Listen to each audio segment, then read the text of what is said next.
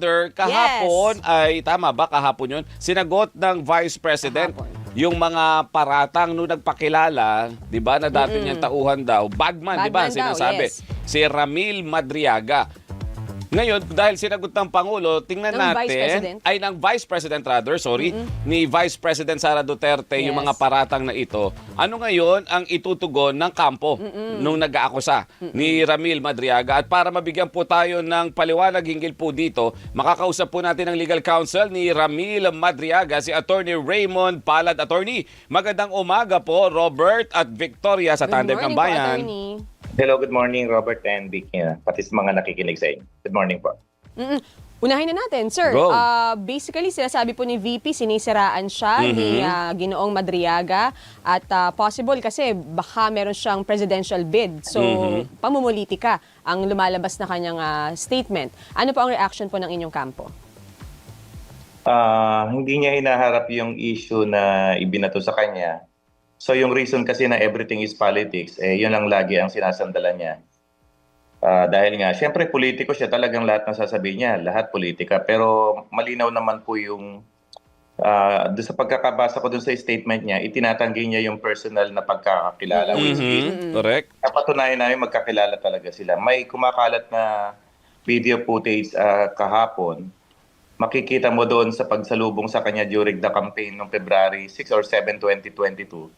Siya pa ito naghahanap kay Ramil Madriaga, ang tawag pa nga niya, Sir Ram. So, nandun ba yung paggalang? Makikita mo doon na kinuha niya yung watawat doon sa isang supporter.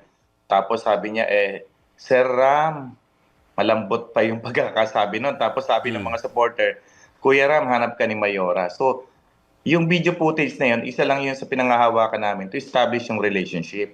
So, parang, imagine mo, ikaw ang national convener ng ISIP, tapos sasabihin hindi ka kilala. Samantalang may isang video footage na yan nakuha namin. In fact, nahirapan kaming hanapin yan kasi deleted na yan sa Facebook post nila. Nakita lang namin yan sa YouTube, hindi na nabura yan. So that shows na-establish namin yung relationship.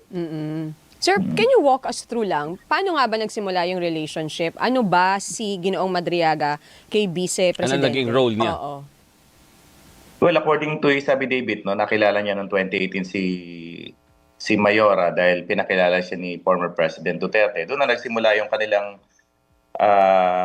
relationship and up to the point na nagbuo siya ng tinatawag na ISIP na ang sabi niya is Inday Sara is my president movement. Siya ang national convener noon. Kaya mapupuna mo doon sa campaign nila, lagi sila naka-t-shirt ng green. Ang supporter nila ISIP.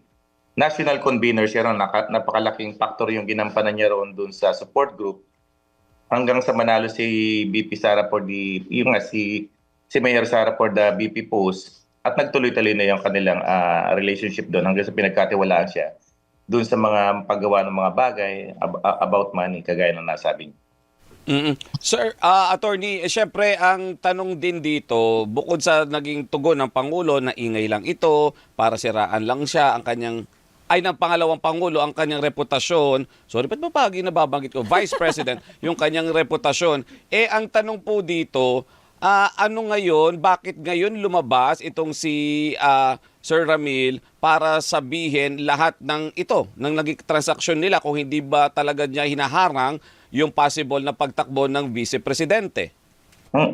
Yung pinaka-rason daw niya is that gusto niya matigil yung mga usapin, yung mga impluwensya, masamang impluwensya na dala ng Pogo money, na kung saan marami siyang pick up and delivery sa iba't ibang politician.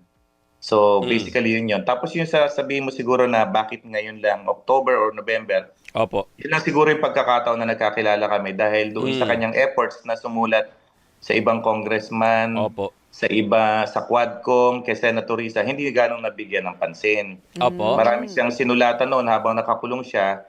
Hindi siya nagkaroon ng opportunity. Remember, nakakulong siya. Limitado yung kanyang communication.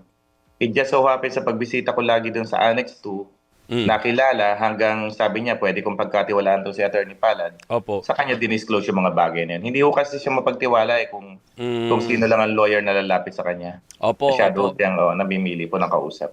Opo. Attorney, paano ninyo ite-take yung naging pahayag ng Vice President? Kasi, di ba, ang nagiging comparison po kasi, nung naglabas ng statement si Zaldico, video statement, sabi ng pangalawang Pangulo, kapanipaniwala. Itong kay Ramil, na idinadawit siya na pinanumpaan ni Ramil Madriaga, itong affidavit niya, parang pan-distraction lamang.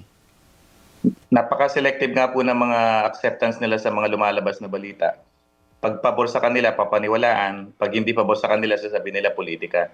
So, dapat siguro kung talagang gusto niyang i-deny yung kanyang pagkakilala kay Mr. Ramil Madriaga, mas maganda mismo sabihin niya yun sa isang interview, hindi yung press release lang. Kasi pwedeng i-disown yung press release na pagkakamali lang ng staff niya. Kagaya ng allegation doon na prior criminal record. Wala pa ho siyang criminal record. Maaaring nakasuhan siya, nakulong siya, pero inabsuelto siya ng Supreme Court. So, hindi tama lahat yung sinasabi doon na may prior criminal record. Kung may prior criminal record yung tao, bakit pala siya naging convener mo doon sa isip? Siya pa yung ginawa mong tagahawak ng isang bagay doon during the election. So, idinikit ni VP Sara yung pagkatao niya kay Ramil Madriaga. Hindi niya may tatanggi yun kasi napakaraming pictures na nakuha kami sa Facebook. Antayin pa natin kung makukuha natin yung mobile phone ni Ramil Madriaga sa korte. Mas marami pa hong laman yun. Oo. Isa pa dyan, sir, nabanggit mo nga, attorney, di ba may pending case siya? Tama po, nakapiit pa rin siya dahil sa kasong kidnapping. Tama po, attorney Raymond? Tama po yan. Opo. Ang sinasabi naman po ng iba, posibleng nag-iingay siya para gawin siyang witness at para yung kaso niya ay maibasura at pakinabangan ng publiko at ng mga ibang opisyal, ito mga statement niya laban sa pangalawang Pangulo. Malinaw po yung sabi ko sa kanya. No? Hindi siya pwede, nung tinanong ko nung sabi kong ilalabas natin to, kung anong demands mo. Wala, sabi niya, attorney, basta tulungan mo lang ako ng representasyon. Tulungan mo ako dun sa kidnapping case ko. Okay na ako dun kasi 6 kaming akusado ron na kaya namin patunayan na inosente kami dun sa charges na yun. So, wala akong trade-off dyan na magtitistigo siya, i-drop yung kaso. Hindi yung mangyayari yun sa ngayon kasi ang private prosecutor po ng kidnapping case na yun, si Atty. Roque. So definitely hindi papayag si Atty. Roque na iurong yun ng ganon-ganon lang. Sino bang involved dito sa kidnapping na to, sir? And doesn't it diminish yung kanyang credibility dito sa Reputation kanyang niya, accusation sa pangalawang Pangulo? Ang involved dyan yung dati niyang pinagtrabahuhan na according to Ramil, mga POGO operators din at na-involved na sa smuggling ng mga meat products. Recently, I think December 11, na-raid na naman yung kanilang warehouse sa Nabotas. Nahuli yung kanilang kumpanya na nag-i-smuggle.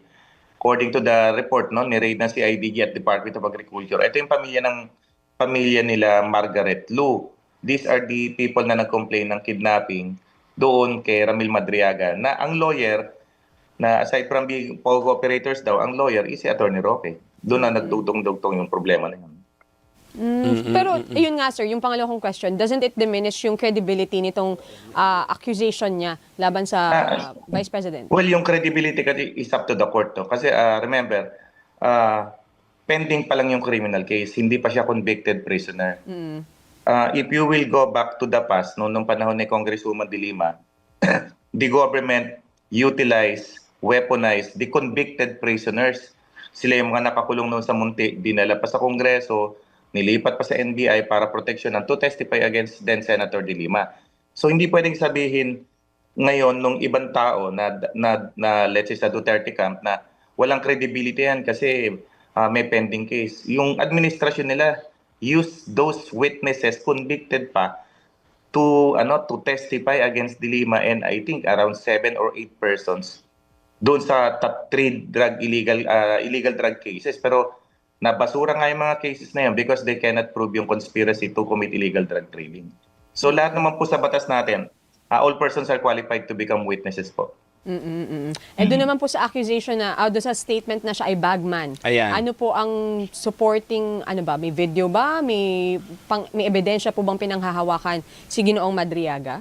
According to him, yung kanyang mobile phone na binigay ni former President Duterte is nasa korte. Doon daw talaga nakalista meron siyang ginawang diary doon ng lahat ng kanyang lakad at mga pictures ng pick-up ng pera, deliveries ng pera, kinukunan niya. So, That's why we requested the Ombudsman and the NBI to request the court to conduct forensic examination ng kanyang 3 mobile phones. Sumulat na po kami sa Ombudsman at sa NBI, and hopefully through the power ng subpoena ng Ombudsman, baka ma-secure yung mobile phone na yun at ma-forensic examine po. Attorney, tama ba, consistent yung sa sinasabi ni Ramil na ang Vice President tumanggap ng mga donasyon ng kampanya mula sa mga Pogo money? Yes po, ang sabi niya is that siya ang nagpipick up ng pera sa mga Chinese personalities na identified sa Pogo operation. Alam niya kung saan siya kumukuha, at pagkakuha niya ng pera, ihahatid niya, depende kung saan siya ipapahatid sa kanya. So, nung last visit ko sa kanya, 2 days ago, itong Sabado, he even mentioned delivering monies to 2 senators and around 4 congressmen using Pogo money. So, malinaw ang kanyang recollection, at ang sabi niya, lahat yan Pogo money. Kung saan ko kinukuha yan, puro Pogo operators mga nakatira dyan. Opo.